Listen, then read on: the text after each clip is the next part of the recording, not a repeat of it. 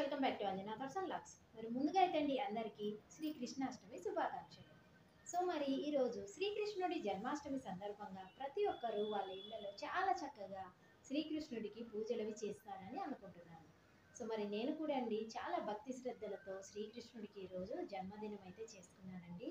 So మరి దానికి సంబంధించిన ఒక చిన్న లాగ్ అనేది మీ అందరితో షేర్ చేసుకుందామని అనుకుంటున్నాను. ఒకసారి నేను చేసిన పూజ మీరు కూడా చూసేయండి. ఇక కృష్ణాష్టమి అంటేనే మనము స్పెషల్గా కృష్ణుడికి సంబంధించిన ముగ్గు కూడా వేసుకోవాలి కదండి.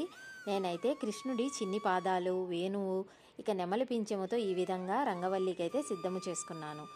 ఇక శ్రీకృష్ణుడికి ఎంతో ప్రీతికరమైన ప్రసాదాలను కూడా ఏర్పాటు చేశానండి. 5 రకాల నుంచి 6 రకాల వరకు నేను ప్రసాదాలు అయితే సిద్ధము చేశానండి. ఈ ప్రసాదాల్లో అతి ముఖ్యమైనది అటుకుల పాయసము. శ్రీకృష్ణ భగవానుడికి అటుకులంటే చాలా ఇష్టం అండి. అందుకే ప్రసాదాల్లో కంపల్సరిగా అటుకులతో నైవేద్యం అయితే ఉండాలండి. ఇక పూజ చేసే ముందు నేను చిన్ని పాదాలైతే వేసుకున్నాను. గుమ్మంలో ఉంచి దేవుడి గది వరకు నేను కృష్ణుడి పాదాలైతే వేసుకున్నానండి.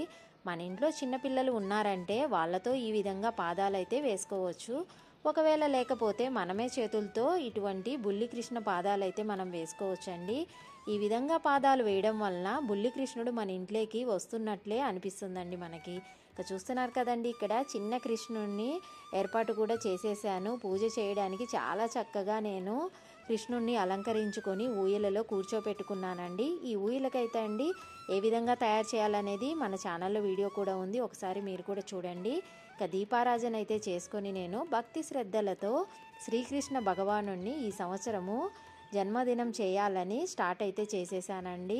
చాలా చక్కగా నేను శ్రీకృష్ణుడిని ఈసారి పూజించుకుంటున్నానండి. ఈసారి అయితే అండి స్పెషల్గా నేను శ్రీకృష్ణుడికి ఊయలు కూడా చేసి చాలా చక్కగా నేను జన్మదినం అయితే జరుపుకున్నాను. నాకైతే చాలా సంతోషంగా ఉందండి.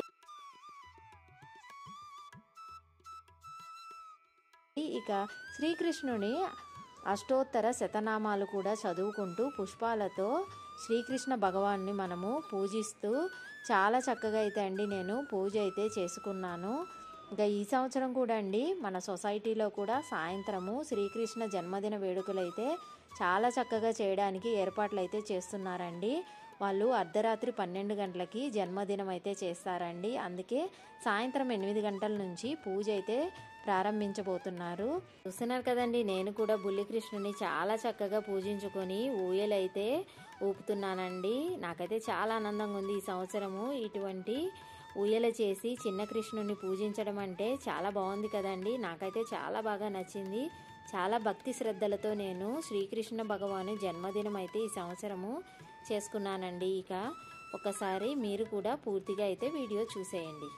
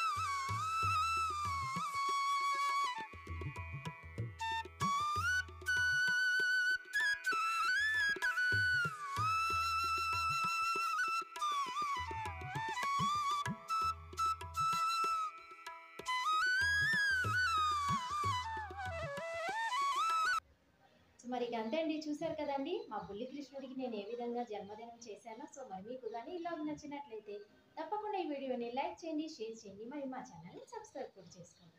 మరిన్ని కొత్త కొత్త అప్డేట్స్ కోసం పక్కనే ఉన్న బెల్ ఐకాన్ కూడా క్లిక్ చేయండి. Thank you friends, thanks for watching.